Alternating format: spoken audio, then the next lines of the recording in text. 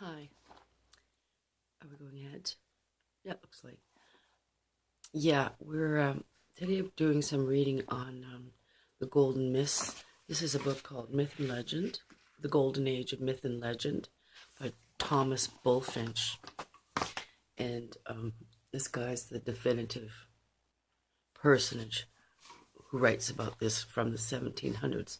This work of Thomas Bulfinch, 1796 to 1867, requires no introduction.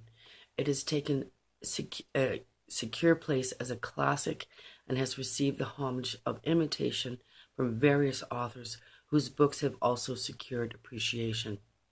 It is, however, safe to say that no other book of its kind excels Bulfinch as a readable account of Greek and Roman mythology, intended for those who are fond of good stories and for those who wish to be able to recognize the many allusions to these classic sources which abound in modern literature.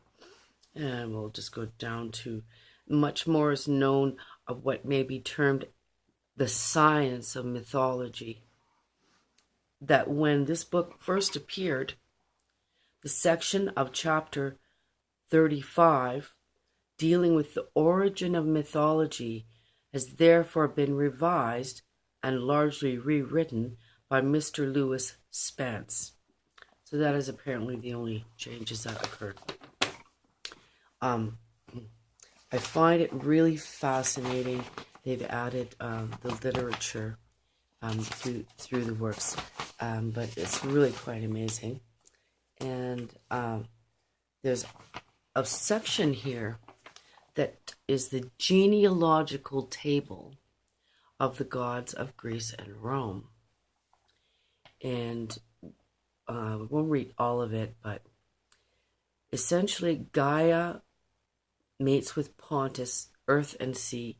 Gaia is the earth, Pontus is the sea. And they have several children. And from them comes Proteus and Triton. So Gaia and Pontus, and then there's Nereus, and then from Nereus comes Neptune and Amphitrite. Neptune and Amphitrite are the parents of Proteus and Triton. And that was the main part I wanted to point out. We're going to go here from, and also too about Prometheus.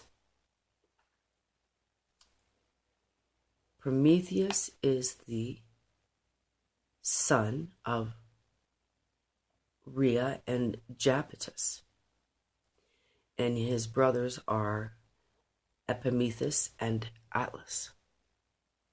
So there's some interesting names to pay attention to.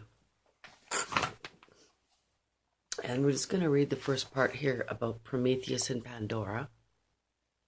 The creation of the world is a problem naturally fitted to excite the liveliest interest of man, its inhabitant. The ancient pagans, not having the information on the subject which we derive from the pages of Scripture, had their own way of telling the story, which is as follows. Before earth and sea and heaven were created, all things wore one aspect, to which we give the name of chaos. A confused and shapeless mass, nothing but dead weight, in which, however, slumbered the seeds of things.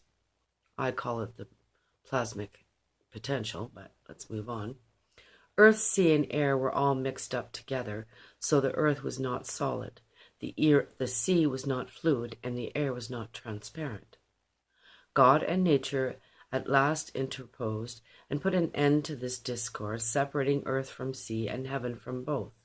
The fiery part, being the lightest, sprang up and formed the skies. The air was next in weight and place. The earth, being heavier, sank below, and the water took the lowest place and buoyed up the earth.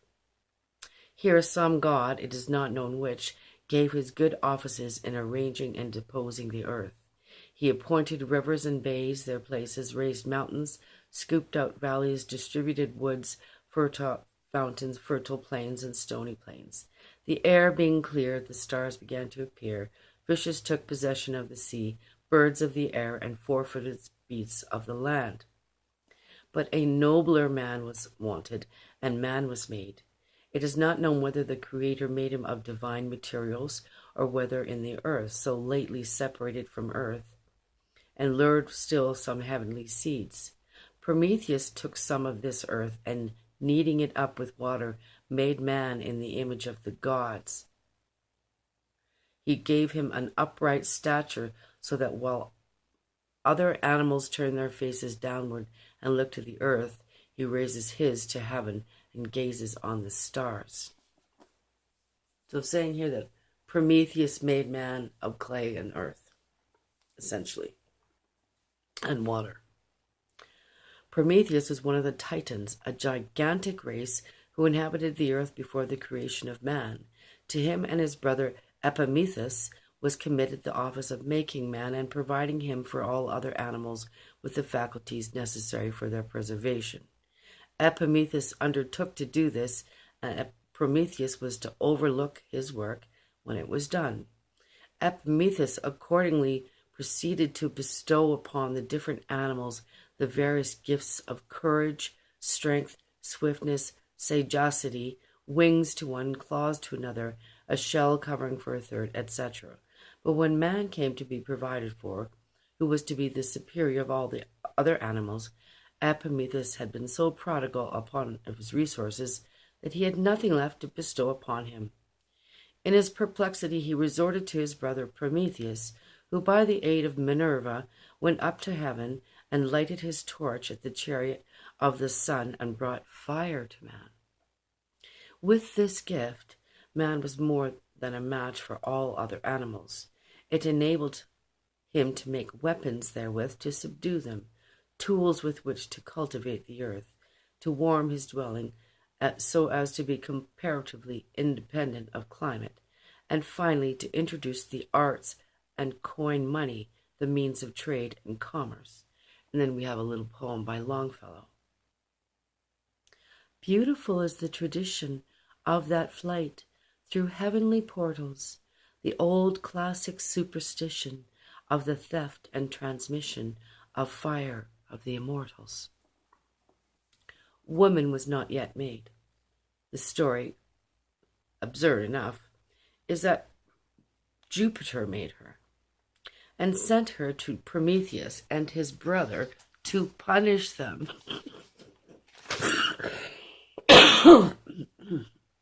for their assumption in stealing fire from heaven, and man for accepting the gift. That's so funny. The first woman was named Pandora, quote, all gifted, unquote. She was made in heaven, every god contributing something to perfect her. Venus gave her beauty, Mercury persuasion, Apollo music, etc. Thus equipped, she was conveyed to earth and presented to Epimetheus, who gladly accepted her, though cautioned by his brother to beware of Jupiter and his gifts. Epimetheus had in his house a jar in which were kept certain noxious articles, for which, in fitting man for his new abode, he had no occasion. Pandora was seized with an eager curiosity to know which this jar contained, and one day she slipped off the cover and looked in. Forthwith there escaped a multitude of plagues for hapless man, such as gout, rheumatism, and colic for his body, and envy, spite, and revenge for his mind, and scattered themselves far and wide. Pandora hastened to replace the lid, but alas, the whole contents of the jar had escaped, one thing only excepted, which lay at the bottom, and that was hope. We see to this day, whatever evils are abroad, hope never entirely leaves us, and while we have that, no amount of other ills can make us completely wretched. Another story is that Pandora is sent in good faith by Jupiter to bless man, that she was furnished with the box containing her marriage presents, into which every god had put some blessing. She opened the box incautiously, and the blessings all escaped, hope only accepted. This story seems more probable than the former, for how could hope, so precious a jewel as it is, have been kept in a jar full of all manner of evils, as in the former statement? And I'm going to leave that there for a moment, and I'll come back again.